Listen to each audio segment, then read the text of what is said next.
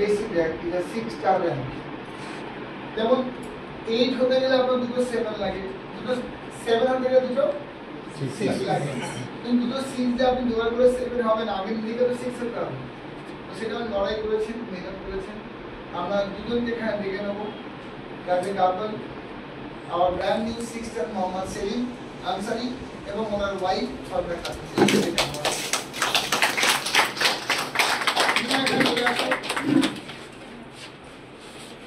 আমি কেন কাপলকে ডাকছি, কারণ এখানে কাপল বিজনেস করলে অনেক সহজ হয়, আমরা জীবনে আগিয়ে যাবো না।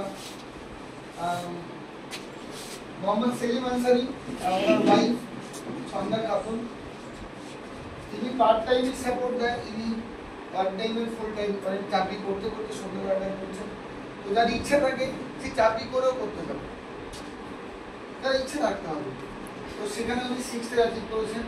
তো প্রথম ওনাকে আমরা ফেলিসিটেট করবো।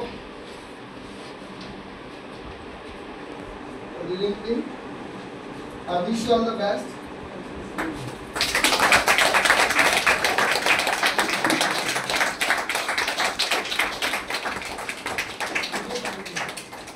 আমরা সেলিমবাবুর মুখ দিয়ে কিছু শুনে নেবো উনি 6th এর জার্নি, আর আগামী দিনে আমি ক্লিয়ারসি দিতে চাচ্ছি।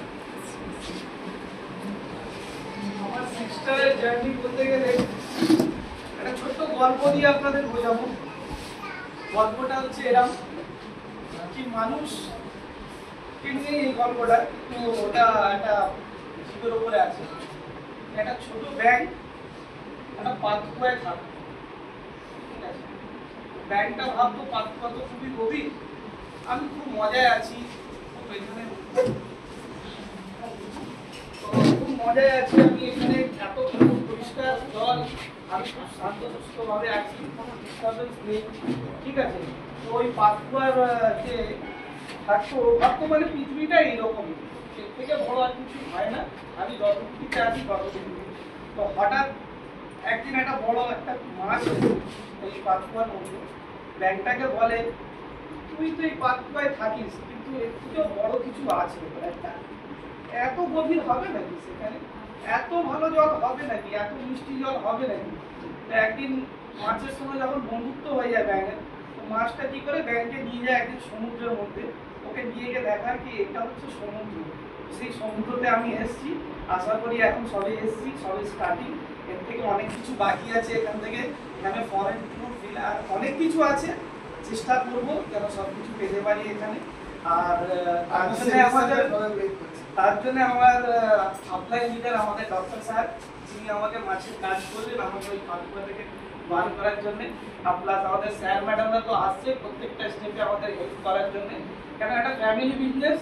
আমি এটা বলবো আদার্স জায়গা যে জিনিস আছে সেখান থেকে এটা টোটালি আলাদা। প্রত্যেক জায়গাতে যে কোনো লোককে ডেভেলপ করতে গেলে আরেকজনকে ল্যাং মেরে ডেভেলপ করে, কিন্তু এখানে কি হচ্ছে আমি এক অপরের সাপোর্ট করে ডেভেলপ করতে পারি। আমি আমার তলাকে সাপোর্ট করব, তুই ডেভেলপ কর ভাই, তারপরে আমি অটোমেটিক ডেভেলপ হয়ে যাবো। তো এখানে হচ্ছে একটা ফ্যামিলির মতন এই বিজনেসটা। আর নেক্সট 7 স্টারটা আমি এই 2025-এর মধ্যে পুরো চেষ্টায় আছি যেন বের করে নিতে পারি ডিসেম্বরের মধ্যে, প্লাস ফরেন ট্যুর আছে, দুটোর উপরেই কাজ করছি, তো আশা করি হয়ে যাবে। দেখা যাক কি হয়।